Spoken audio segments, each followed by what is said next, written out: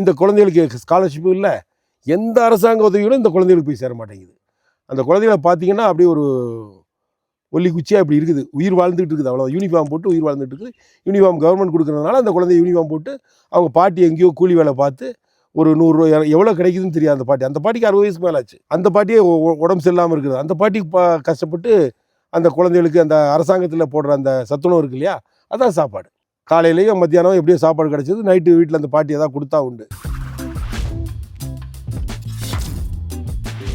அந்த அளவுக்கு மோசமான சூழ்நிலையில் இந்த மக்கள் இருக்காங்க. நான் சொன்ன இந்த எக்ஸ்ப்ளாய்டேஷன்ஸ் அதை என்னால் தாங்கவே முடியல. அங்கே போய் இன்னொரு ஊரில் பக்கத்து ஊர் போனேன், குளியாடன் ஊர். அங்கே அந்த வீடுகள் கட்டி கொடுத்துட்டு இருக்காங்க, கவர்மெண்ட்டுடைய ஸ்கீமில் கட்டி கொடுத்துட்டு இருக்காங்க. அதுக்கு 3.25 லட்ச ரூபாய் எவ்வளவு. அப்போது அதில் ஒரு நல்ல வீடு கட்ட முடியாது. ஆக்சுவலாக அதுக்குள்ளே பட்ஜெட்டுக்குள்ளே கட்டினா ரொம்ப சிறுசாக இருக்கும். அதனால் இவங்களுக்கு இன்னும் கொஞ்சம் கட்டணும், கொஞ்சம் இன்னொரு வசதியாக கட்டினா இவங்க அதில் 1 லட்சம் போடுறாங்க. இந்த மக்கள் 1 லட்சம் போடுறாங்க. அது கடன் வாங்கியோ ஏதோ ஒரு அவங்க உழைச்சி சம்பாதிச்ச காசையும் சேர்த்து வச்சு போட்டால் தான் ஒரு வீடு கட்ட முடியும். இந்த கவர்மெண்ட்லேருந்து போடுற காசு இவங்க பேங்க் அக்கௌண்ட்டுக்கு வந்துடும், ஒரு ஸ்டேஜ் பை ஸ்டேஜாக. இது கடைசியில் இந்த வீடெல்லாம் கொஞ்சம் வீடு அப்படி பாதிப்பு அப்படி நிற்கிது. அப்போ ஏன் கட்டாமல் நிற்கிது? பணம் இல்லை. எப்படி கவர்மெண்ட்லேருந்து பணம் கொடுத்தாங்களா? கொடுத்தாங்க. அப்போ ஏன் கட்டல? அப்போ கான்ட்ராக்ட் ஏதாவது பண்ணியிருப்பானா அப்படின்னு போய் கான்ட்ராக்ட் யாருன்னு கேட்குறேன். ஆதிவாசி பொண்ணை இது பண்ணி குழந்தை கையோடு கொடுத்து அதை அனாதையை விட்டு போனவன் தான் அந்த கான்ட்ராக்ட். இங்கே ஒரு பெரிய தப்பு நடந்திருக்குது, அதுக்கு தண்டனை கொடுக்கறதுக்கு ஏதாவது வழி இருக்கான்னு நான் பார்த்துட்டு இருக்கிறேன். ஆனால் அந்த அம்மா என்ன சொல்லுது, அது எப்படி போனாலும் பரவாயில்ல, எனக்கு என் வீடு அவர் கட்டி கொடுக்கணும், அதனால் நீங்கள் அவரை ஒன்றும் பண்ணிடாதீங்க. பாருங்க, இது எதுக்கு சொல்கிறேன்னா, அது அந்த அம்மாவுடைய சுயநலம் இல்லை, அவ்வளவுதான். அவங்களுடைய அறிவினுடைய வளர்ச்சி அவ்வளோதான். அவங்களுக்கு அதுதான் தெரியும், வேற எதுவுமே தெரியாது. ஒரு வீடு அவங்களுடைய கனவு, நல்ல சாப்பாடு அவங்களுடைய கனவு.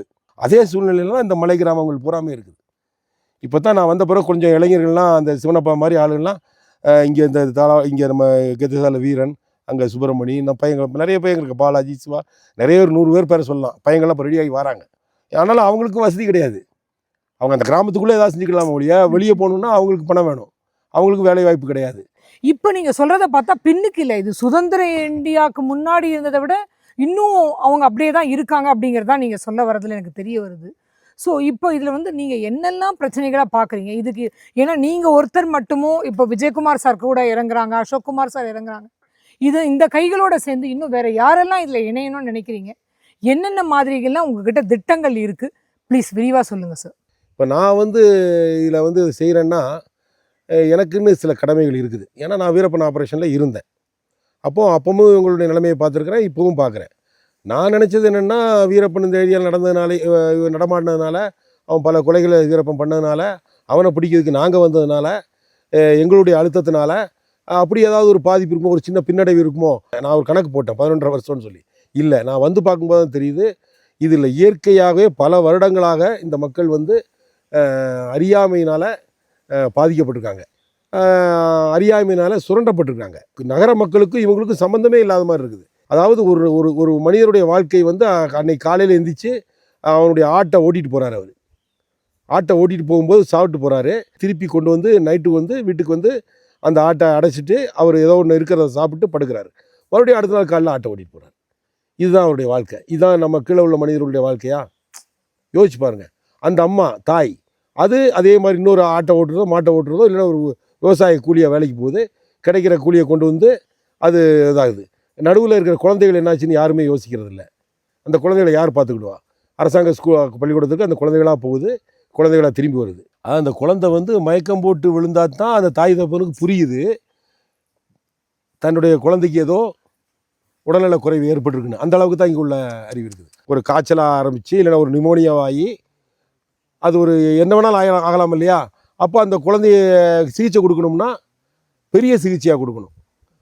பெரிய சிகிச்சையாக கொடுக்கறதுக்கு இங்கே வசதி இருக்கா? இல்லை.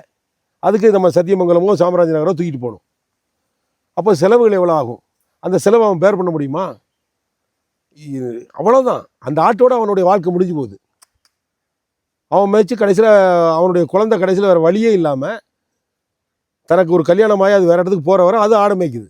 நான் இப்போ ஒரு சுற்றுப்பயணம் அப்படியே போய்கிட்டு இருக்கேன் இல்லையா, ஒரு கிராமத்துக்கு போனதுமே அங்கே பையங்கள்லாம் என்னை பார்த்து ஓடிட்டாங்க, ஓடி காட்டுக்குள்ளே ஒழிகிறாங்க. ஏன்ப்பா என்ன கண்டு பயப்படுறாங்க அப்படின்னு கேட்டால், உங்களை கண்டு பயப்படலையா, நீங்கள் கூட்டு போய் பள்ளிக்கூடத்தில் சேர்த்துருவீங்களா? இதுக்கு அவங்க காரணம் இல்லை, குழந்தைகளை நம்ம காரணமே சொல்ல முடியாது. அவங்க வளர்க்கப்பட்ட சூழ்நிலை அப்படி. வளர்க்கப்பட்ட சூழ்நிலைக்கு கீழே வந்து நம்ம பெற்றோர்களை குறை சொல்லலாம். இங்கே அந்த பெற்றோர்கள் வளர்க்கப்பட்ட சூழ்நிலை எப்படி, ஆனால் அந்த பெற்றோர்களையும் நம்ம குறை சொல்ல முடியாது. காலங்காலமாக தொடர்ந்து இருக்குது. நம்ம தான் பொது சேவையில் யார் யார் ஈடுபட்டிருக்காங்களோ நான் யாரையும் குறிப்பிட்டு சொல்ல விரும்பலை. அத்தனை அரசு அதிகாரிகளுக்கும் இதில் பொறுப்பு இருக்குது, அரசாங்கத்துக்கும் பொறுப்பு இருக்குது, அரசியல்வாதிகளுக்கும் பொறுப்பு இருக்குது. எல்லாரும் சேர்ந்து தான் இதை செய்யணும். பிரமிட் எப்படி இருக்கும், நாலா பக்கம் சமமாக கூர்மையாக ஒரு முக்கோண வடிவில் இருக்கும்.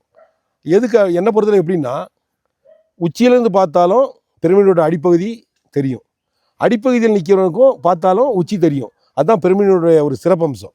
அப்படித்தான் இந்த நம்மளுடைய அரசமைப்பு கட்டமைப்பு அப்படி தான் இருக்கணும்.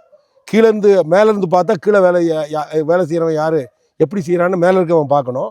கீழே இருக்கவன் மேலே பார்த்துட்டு அவன் மேலே இருக்கவன் நம்ம சூப்பர்வைசர் நம்மளை கண்காணிச்சிக்கிட்டு இருக்காங்க அப்படின்னு பார்த்து அவங்க வேலை செய்யணும். என்னை பொறுத்தவரையில் நிறைய நல்ல திட்டங்கள் எல்லாருமே போடுறாங்க, எல்லாமே நடந்துக்கிட்டு தான் இருக்குது. அது போய் சேருதா அப்படின்னு, அது போய் சேருதான்னு செக்அப் பண்ணணும். சேரலைன்னா சேர வைக்கணும். எத்தனை பேர் பெட்டிஷன் எடுத்து வந்து நான் வேலை கொடுக்குற ஆஃபீஸர் மாதிரி நினச்சிக்கிட்டு வந்து, ஐயா இந்தாங்க என் சர்டிஃபிகேட் எனக்கு வேலை வாங்கி கொடுங்க, ஐயா என் பையனுக்கு ஏதாவது வேலை வாங்கி கொடுங்க, என் பொண்ணுக்கு ஏதாவது வேலை வாங்கி கொடுங்க, இதுதான் சொல்கிறாங்க. அவங்களுக்கு அதை புரிய வைக்க தான் எனக்கு புரியுது. யாரையும் குறை சொல்லி பிரயோஜனம் இல்லை. பயிர் பாதுகாப்பு, உயிர் பாதுகாப்பு, வனவிலங்குகள்லேருந்து இதை பூரா செய்யணும். இங்கேயே கோச்சிங் சென்டர் கண்டிப்பாக அமைச்சு தான் ஆகணும். இங்கேயே ஒரு டயக்னாஸ்டிக் சென்டர், ஒரு நல்ல டாக்டர், எம்டி, ஒரு எம்எஸ் முடித்த டாக்டர்ஸ் வந்து இங்கே ரொட்டேஷன் பேசிஸ்லையாவது இங்கே வந்தாகணும். பேசிக் விஷயங்கள், ஒரு எக்ஸ்ரே, ஒரு ஸ்கேன், அந்த மாதிரி அட்லீஸ்ட் பெரிய டாக்டர்ஸ் வந்து ரொட்டேஷன் பேசிஸில். ஏன்னா ஒரு வாரம் வந்து அவங்களால இங்கே தங்க முடியாது, நிரந்தர போஸ்டிங் போட்டாலும் அவங்க இருக்க முடியாது. அட்லீஸ்ட் ரொட்டேஷன் பேசிஸில் ஒரு 2 நாள் தங்குறது, ஒரு நாள் தங்குறதுனா இருந்தால் கூட டெய்லி ஒரு எம்எஸ்ஓ ஒரு எம்டிஓ இங்கே உள்ள ஹாஸ்பிட்டலில் இருப்பாங்க. அப்போ ஆரம்ப காலத்திலேயே ஒரு நோயை கண்டறிஞ்சால் மட்டும்தான் அந்த நோய் வந்து முற்றாமல் குணப்படுத்தி உயிரை காப்பாற்ற முடியும். பசுவன் ஒரு ஆள் இப்படி நடந்து வராரு, கை காலெலாம் வீங்கி, வயசுன்னு கேட்டால் 54 வயசுங்கிறாரு. அவர் எவ்வளோ நாள் இருப்பார்னு என்னால் சொல்ல முடியாது. என்ன கவர்மெண்ட் ஹாஸ்பிட்டல் போனீங்களா, போனேன், அங்கே காய்ச்சல் தலைவலி எப்படின்னா எனக்கு இல்லை, கீழே போனீங்க காசு இல்லையா. இன்னொரு ஜடசாமிங்கிற ஒரு ஆள், ஒரு பக்கவாதம், ஒரு பக்கம் பூராமல் அப்படி இருக்கிறாரு. எல்லாரும் மேக்சிமம் 50 வயசுக்கு மேலே இங்கே வந்து உயிருக்கு உத்தரவாதம் இல்லை. நம்ம கோயம்புத்தூர் சிஎம்சியில் பண்ண முடியாத ஆப்ரேஷனாக வேறு பெரிய ஹாஸ்பிட்டலில் பண்ண, ராஜாஜி மருத்துவமனையில் பண்ண முடியாததா, எவ்வளோ இருக்குது, நம்ம பெருந்துறையில் இருக்குது எவ்வளோ.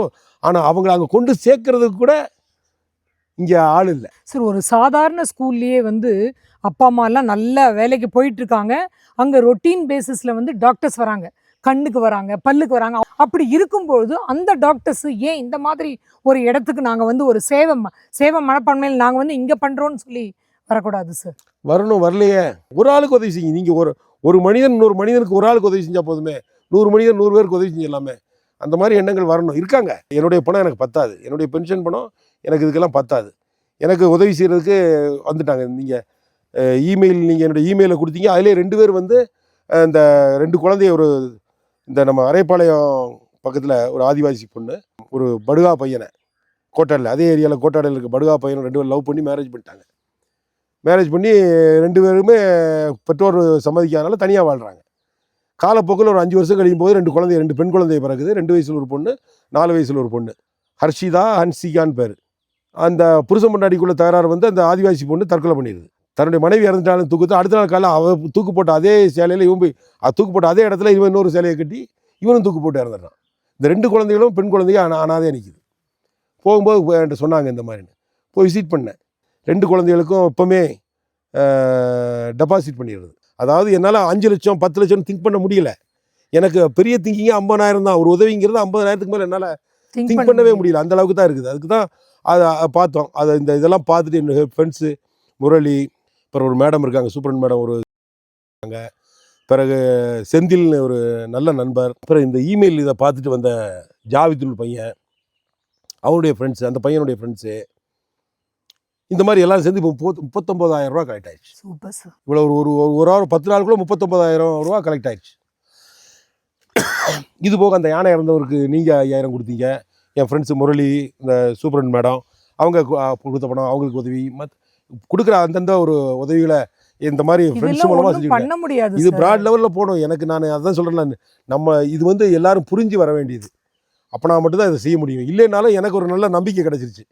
நான் என்னுடைய கடவுள் கொஞ்சம் ஆயுசை கொடுத்தாருன்னா கண்டிப்பாக இந்த ஏரியாவை வந்து கீழே இருக்க மக்கள், நகரத்தில் வாழ்கிற மக்கள், நகரத்தில் வாழ்கிற மாணவர்கள், அவங்களுக்கு கிடைக்கிற அத்தனை கல்வி வசதிகளும் மருத்துவ வசதிகளும் வேலை வாய்ப்புகளும் இங்கே உள்ள குழந்தைகளுக்கும் கண்டிப்பாக கிடைக்க வைக்க முடியுங்கிற நம்பிக்கை இருக்குது. ஆடு மேய்க்கிறவனுக்கு ஆடு மேலே கவனம், அந்த ஆடு தான் அவனுக்கு உயிர், அவனுடைய மூலதனமே அந்த ஆடு தான். அதே மாதிரி அந்த பயிர், விவசாயிக்கு அந்த பயிர் தான் மூலதனம், அவனுடைய உயிரே அந்த பயிரெலாம் இருக்குது. அதுவும் போச்சுன்னா அவன் குழந்தைய படித்து தான் படிக்கலையான்னு பார்க்க முடியாது. அதனால் முதல்ல இந்த வனவிலங்குகள் தொல்லையிலேருந்து இந்த விவசாய பயிர்களை நம்ம காப்பாற்றணும், விவசாயிகளோட உயிர்களை காப்பாற்றணும். அதுக்கு ஏற்கனவே ட்ரென்ச்சு எல்லாம் வெட்டியிருக்காங்க சில இடங்களில், ஆனால் நிறைய இடங்களில் வெட்ட வேண்டியிருக்குது. அந்த ட்ரென்ச்சும் போதுமான அகலத்துக்கு இல்லை. யானைகள்லாம் ரொம்ப புத்திசாலி, சின்ன ட்ரென்ச்சாக வெட்டினா அது காலாலே மிதித்து மண்ணை மூடிட்டு அது மேலே ஏறி நடந்து உள்ளே வந்துடும். ஆழ அகலமாக இருக்கணும். நல்ல மின்வேலி, அதாவது மின்வேலினா நம்ம மெயின் கரண்ட் இல்லை, நான் சொல்கிறது சோலார் மின்வேலி போட்டு அதெல்லாம் போட்டு வச்சோம்னா அந்த யானைகளுடைய விலங்குகளுடைய தொந்தரவு இருக்காது. அதை முதல்ல போர்க்கால நடவடிக்கை அதை செய்யணும். அதுக்கு என்னென்ன வழி இருக்குது, அரசாங்கமும் செய்யலாம், ஃபாரஸ்ட் டிபார்ட்மெண்ட்டில் அதுக்குண்டான ஃபண்ட் இருந்தால் அவங்க செய்யலாம். அது போக இல்லாத இடத்துக்கு ப்ரைவேட் ஆர்கனைசேஷன் எவ்வளோ பேர் இருக்காங்க, இதை பார்க்குறவங்க நிறைய பேருக்கு அது தெரிய வந்திருக்கும். நிறைய ஹெல்ப் நிறைய பேர் கீழே உள்ள மக்களுக்கு செஞ்சுட்டு இருக்காங்க. ஒரு கிராமத்துக்கு செஞ்சு ஒரு கிராமத்துக்கு ட்ரென்ச் வெட்டி அவங்க பயிர்களை காப்பாற்றினா மட்டும் போதாது, எல்லா கிராமங்களுக்கும் அதை செஞ்சால் தான் அந்த யானைகளுக்கு வழி இல்லாமல் அது இது பண்ணும். விலங்குகளுடைய நடமாட்டத்தை ட்ரோன் வச்சு ஈஸியாக பார்த்துடலாம். அப்போ 10-20 பேர் செய்ய வேண்டிய வேலையை அந்த ஒரு ட்ரோன் முடிச்சிடும். அப்போ அந்த ட்ரோன் எங்கே மிருகங்களோடு இருக்குன்னு தெரியுதோ அந்த இடத்துக்கு வன அலுவலர்கள் போகலாம். அந்த யானையை உள்ள நாசுக்காக அவங்களுக்கு அதுக்குண்டான டெக்னிக் இருக்குது, அதுபடி விரட்டிடலாம். அப்படி தொடர்ந்து நம்ம செஞ்சுக்கிட்டு இருக்கும்போது அந்த யானைகள் இந்த இடத்த அவாய்ட் பண்ணிடும். ஒரு வாட்சர்லேருந்து ஒரு ஃபாரஸ்டர் ஆகிற மாதிரி அவருக்கு எவ்வளோ அனுபவம் இருக்கும் 30 வருஷத்தில், அதே அனுபவம் எனக்கு இந்த ஃபாரஸ்ட்டில் இருக்குது. நான் பார்க்கும்போது அந்த வனவிலங்குகள் ஏன் வருதுன்னு நம்ம பார்க்கணும் இல்லையா. வனவிலங்குகள் வருது, அதுலேருந்து மனித உயிர்களையும் பயிர்களையும் காப்பாற்றணும்னு சொல்கிறோம். ஆனால் அந்த வனவிலங்குகள் அவ்வளோ பெரிய காட்டை விட்டு ஏன் உள்ள வருது, அதுக்குண்டான சாப்பாடுக்கு அங்கே ஏதோ பிரச்சனை நடக்குது. தேவையில்லாத செடி, இந்த லண்டானா செடி இருப்பாருங்க, இதை எந்த மிருகமும் சாப்பிடாது. அதே மாதிரி ஆவாரம்பூ மாதிரி ஒரு பூ முளைச்சிருக்குப்போம் ஃபாரஸ்ட் பூராமே, அதை பார்த்தா ஆவாரம்பூன்னு நம்ம நினைப்போம். ஆக்சுவலாக ஆவாரம்பூ இல்லை, அது ஒரு எந்த பிரயோஜனமும் இல்லாத செடி, காடு பூரா முளைச்சிருக்கு. இந்த மாதிரி தேவையில்லாத செடிகள் காட்டை ஆக்கிரமிச்சிருக்குது. அதுகளெல்லாம் வச்சுட்டு யானைகளுக்கும் மான்களும் சாப்பிடக்கூடிய, காட்டெருமைகளும் சாப்பிடக்கூடிய நம்ம பயிர்களை உள்ள மரங்களையும் செடிகளையும் நம்ம விதைக்கலாம். அது அழகாக செய்யலாம், செஞ்சுக்கிட்டு இருக்காங்க, சில ஸ்கீமில் செய்கிறாங்க. ஆனால் இதை நிறையா விரிவுபடுத்தணும். உடனடியாக செஞ்சு அந்த யானைகளுக்கும் மான்களுக்கும் பன்றிகளுக்கும் உள்ளே தீவனம் இருக்க மாதிரி இருக்கணும். தண்ணி இல்லாத நேரத்தில் கிராமத்தை நோக்கி வரும். அப்போ அதுக்குண்டான வசதிகளையும் நம்ம செஞ்சு கொடுக்க வேண்டியது கட்டாயம், நம்ம செஞ்சே கொடுத்தாகணும். ஏன்னா அதுகளை பாதுகாக்க வேண்டியதும் அதுகளுக்கும் ஈக்குவல் ரைட்ஸ் இருக்குது. இந்த உலகத்தில் வாழ்கிறதுக்கு மனிதனுக்கு இருக்கிற அதே ரைட்ஸு மிருகங்களுக்கு இருக்குது. அப்போ நம்ம அதையும் காப்பாற்றணும். செல்ஃபோன் ரொம்ப முக்கியம், அதை உடனடியாக அந்த மக்களுக்கு நம்ம கொடுத்தாகணும். அப்படின்னா தான் ஒரு உயிர் போகிற ஒரு ஆளுக்கு உடம்பு சரியில்லைன்னா அடுத்தால கூப்பிட்டு ஆம்புலன்ஸில் இன்னொரு வண்டி வர சொல்லலாம். யானை வந்துருச்சுன்னா ஃபாரஸ்ட்காரங்களை உடனே தகவல் சொல்லி வர சொல்லலாம். இதுக்கெல்லாம் செல்ஃபோன் ரொம்ப முக்கியம். அதுக்குண்டான டவர்ஸ் உடனே போட்டாகணும். இதெல்லாம் விட முக்கியம் குழந்தைகளுக்கு உண்டான படிப்பு.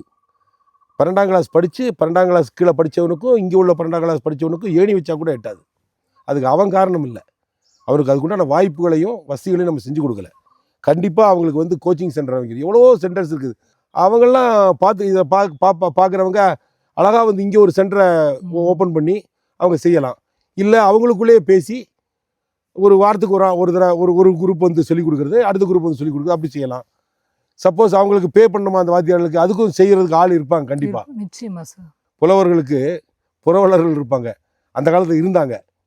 அதே மாதிரி இங்கே இந்த மக்களுக்கு செய்கிறதுக்கு எத்தனையோ பேர் இருப்பாங்க, பார்ப்போம். இல்லைன்னா நம்ம எங்கள் அதிகாரிகளும் எனக்கு இதாக சப்போர்ட்டாக இருக்காங்க, நிறைய அறிவுரை வழங்குறாங்க.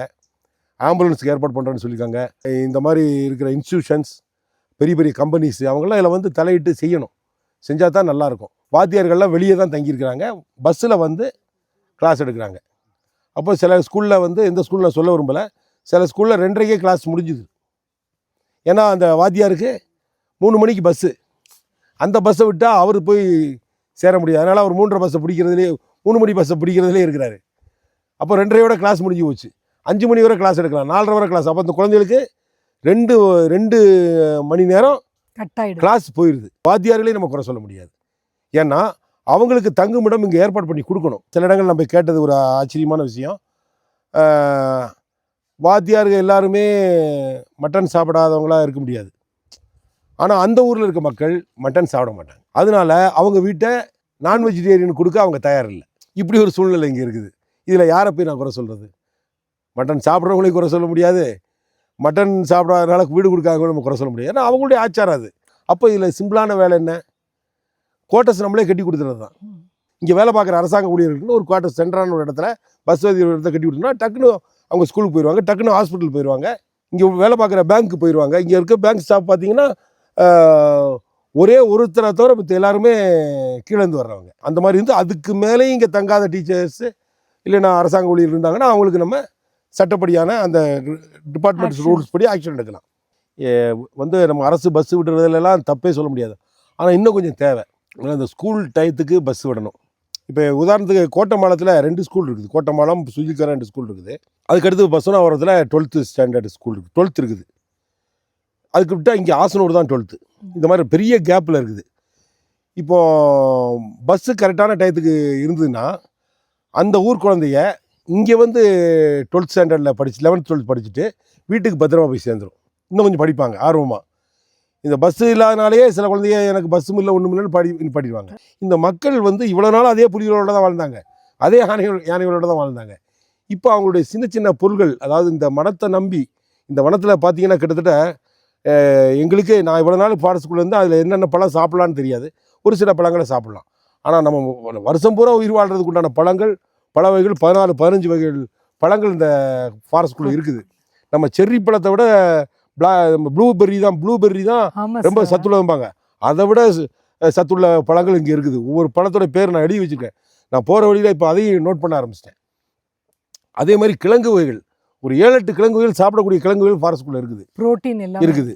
அதே மாதிரி நெல்லிக்காய், இலந்தப்பழம், மாங்காய், கல்பாசம், சாம்பிராணி, தேன், இப்படி அவங்களுக்கு கிடைக்கிற பொருள்கள் ஏகப்பட்டது இருக்குது.